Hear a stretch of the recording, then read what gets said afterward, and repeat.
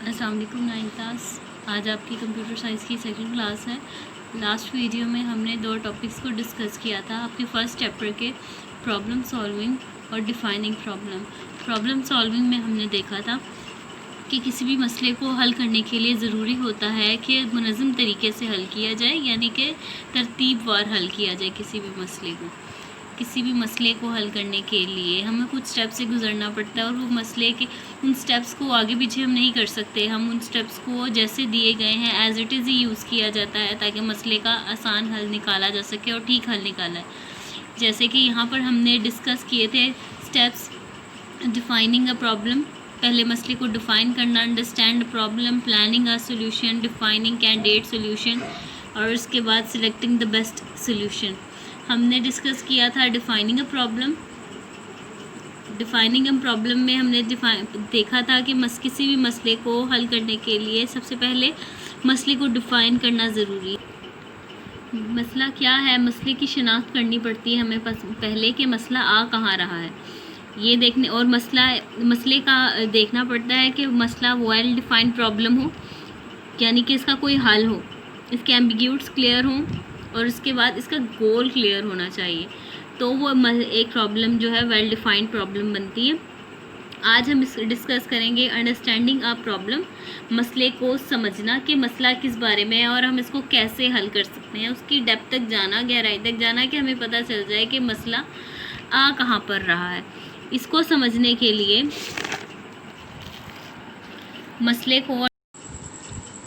मसले को समझना कि मसला है क्या, कैसे हल हो सकता है, इसके लिए हमें 5 W's चेक करने पड़ते हैं। What, where, why, who, when. यानी मसला क्या है, क्यों है, कहाँ पर मसला है, कब हल होगा, कैसे हल होगा, ये सारी स्ट्रेटजीज़ को समझना पड़ता है, एनालाइज करना पड़ता है कि अच्छा जी मसला तो ये है, मसला कब हल होगा, कहाँ पे हल होगा और हमने हल क्यों करना है, इन सब चीज़ों को देखना पड़ता है हमें। अब हमने प्रॉब्लम को डिफ़ाइन कर लिया है कि मसला वेल डिफाइंड है, गोल क्लियर है इसका, फिर इसको अंडरस्टैंड किया है कि क्या है, कैसे करेंगे, क्यों करेंगे, कब करेंगे मसले को हल, इसको सारा एनालाइज कर लेना है हम लोगों ने। फिर आना है जी हमने प्लानिंग की तरफ, प्लान करना है सोल्यूशन तक पहुंचने के लिए। कि अब हमें प्रॉब्लम तो समझ आ गई है, तो अब हमने इसको हल कैसे करना है, हमने देखना है कि हम इसका क्या हल निकाल सकते हैं, इसके लिए हम क्या क्या स्ट्रेटजीज इस्तेमाल करेंगे, क्या प्लान फॉर्मुलेट करते हैं इसके बेस्ट सोल्यूशन को फाइंड करने के लिए। ठीक है, इसमें हम कुछ स्ट्रेटजीज़ यूज़ करेंगे, स्ट्रेटजीज़ का इस्तेमाल किया जाएगा मसले को हल करने के लिए। Divide and conquer, guess, check and improve, act it out, prototype यानी ड्रॉ करके। ओके जी, अब पहले हम लोग इसको चेक करेंगे डिवाइड एंड कंक्योर को, कि मसले को जब के इसको एक बंदा हल कर सकता है, नहीं, ज़्यादा लोगों की ज़रूरत है, क्या क्या स्टेप्स चाहिए, कितने लोगों की ज़रूरत है हमें इस मसले को हल करने के लिए, इसमें हम डिवाइड एंड कंक्योर यूज़ करेंगे।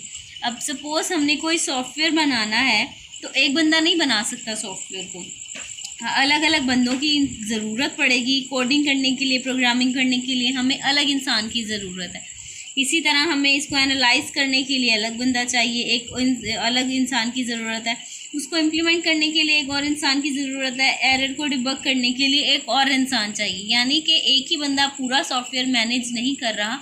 इसको मैनेज करने के लिए हमें पूरी एक टीम वर्क की ज़रूरत होती है, हमें अलग अलग इंसान की ज़रूरत है।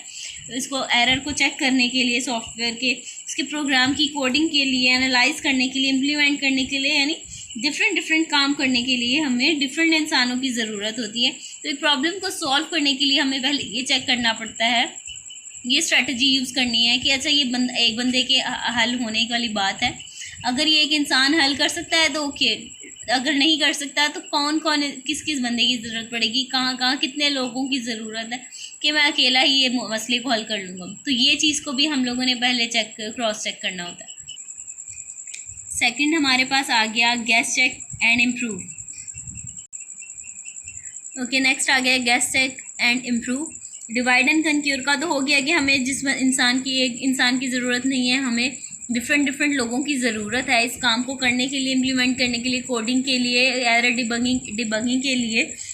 इसको टेस्ट भी अलग बंदा करेगा, इसका इंटरफेस अलग बंदा लगाएगा, बनाएगा, और ये सारे काम लोग बांट कर, यानी कि बांट कर काम किया जाएगा। अब next guess check and improve में हम सोचेंगे कि अच्छा अब हम अपने मसले के हल के लिए, सपोज हम कोई सॉफ्टवेयर बना रहे हैं यूज़र की डिमांड के मुताबिक, तो हम इस पर क्या क्या सोल्यूशंस अप्लाई कर सकते हैं। ठीक है, यूज़र ने क्या कहा है, उसको मसला क्या है, क्या उसकी रिक्वायरमेंट्स हैं, उस रिक्वायरमेंट्स के मुताबिक हमें उस मसले को हल करना है। तो हम गैस करेंगे कि अच्छा हम ये मसले का हल लगा सकते हैं। हम चेक करेंगे डिफरेंट सॉल्यूशंस अप्लाई करके, डिफरेंट मेथड फार्मूलाज लगाकर, जैसे कि मैथ्स में होता है डिफरेंट फार्मूलाज अप्लाई किए जाते हैं एक ही क्वेश्चन को हल करने के लिए। तो इस तरह से हम लोग जो है चेक करते हैं, और फिर हमें अगर कोई मसले का हल मिल जाता है देन हम चेक करते हैं कि अच्छा इससे कोई बेस्ट और सोल्यूशन मिल सकता है हमारी रिक्वायरमेंट के अकॉर्डिंग, तो हम बेस्ट से बेस्ट सोल्यूशन की तरफ जाते हैं। और जब हमें लगता है कि नहीं ये अब बेस्ट हो गया, अब अच्छा हो गया, सोल्यूशन आ गया हमारे पास, तो हम वो यूज़ करेंगे। इसके बाद एक्ट इट आउट आ जाएगा। एक्ट इट आउट में इसमें प्रोग्रामर जो होता है अपनी टोटल लिस्ट बना लेता है कि मैंने पहले ये काम करना है, फिर मैं ये काम करूँगा तो प्रॉब्लम हल हो जाएगी, ये करूँगा, ऐसे करूँगा। यानी कि जैसे हम लोगों ने अभी स्टार्ट किया था, स्टेप्स बनाए थे किसी भी मसले को हल करने के लिए, डिफ़ाइन करना है, ये करना है। इसी तरह जब हमें प्लान कर रहे हैं हम इस मसले को हल कैसे करेंगे, तो उसमें हमने चेक करना है कि अच्छा मैं पहले ये वाला काम करूँगा, फिर मैं ये काम करूँगा, फिर मैं मसले के हल की तरफ आऊँगा, तो मैं इस तरह से आसानी से प्रॉब्लम के सॉल्यूशन तक पहुँच जाऊँगा छोटे छोटे स्टेप्स तक से गुजरने के बाद। तो फिर वो उसको एक्ट इट आउट कर लेगा। ओके, थर्ड पे आता है प्रोटोटाइप यानी ड्रॉ कर, फोर्थ पे आता है प्रोटोटाइप यानी ड्रॉ इसका मतलब होता है किसी चीज़ को पिक्टोरियल रिप्रेजेंटेशन लेकर आना किसी भी चीज़ की, यानी किसी चीज़ को ड्रॉ करके समझाना। यहाँ में अगर किसी मसला समझ नहीं आ रहा तो हम उसे ड्रॉ कर देंगे, यानी इसमें पिक्टोरियल रिप्रेजेंटेशन आएगी, पिक्टोरियल वे से समझाएंगे, वो फ्लो चार्ट की मदद से लाएंगे। अब फ्लो चार्ट जो है वो हम आगे डिस्कस करेंगे, लेकिन आपको बताने के लिए, जैसे प्रोटोटाइप का मतलब है कि अगर हमारे किसी मसले का हल है, हमने कोई बिल्डिंग बनानी है, जाहिर सी बात है हम पहले उसका स्ट्रक्चर तैयार करेंगे ड्रॉ करके, किसी भी के यहाँ हमने एंट्रेंस रखनी है, यहाँ हमने पहला रूम बनाना है, सेकंड वॉशरूम, ये किचन। तो हम लोग पहले किसी भी मसले को हल करने के लिए, इस तरह सॉफ्टवेयर में भी होता है कि मसले को हल करने के लिए हम लोग पहले रिटन फॉर्म में लाते हैं, उसको ड्रॉ करते हैं सॉफ्टवेयर को, उसकी जो डिमांड्स हैं वो लिख लेते हैं। हमें अच्छी तरह से लिख लेने से बाद अच्छे तरीके से समझ आ जाती है, हमारे जहन में बैठ जाता है मसले का हल। तो वो हम लोगों को ये लाजमी होता है प्रोटोटाइप की मदद से हम लोग ड्रॉ करके अपने मसले को आसानी से हल कर सकते हैं, और उसमें जो चीज़ें हमारे सोचने में निकल जाती हैं, रह जाती हैं, वो चीज़ें जो होती हैं हमें ड्रॉ कर लेने से वो हमें ज़्यादा आसानी हो जाती है और डीपली हमें वो बात समझ में भी आ जाती है।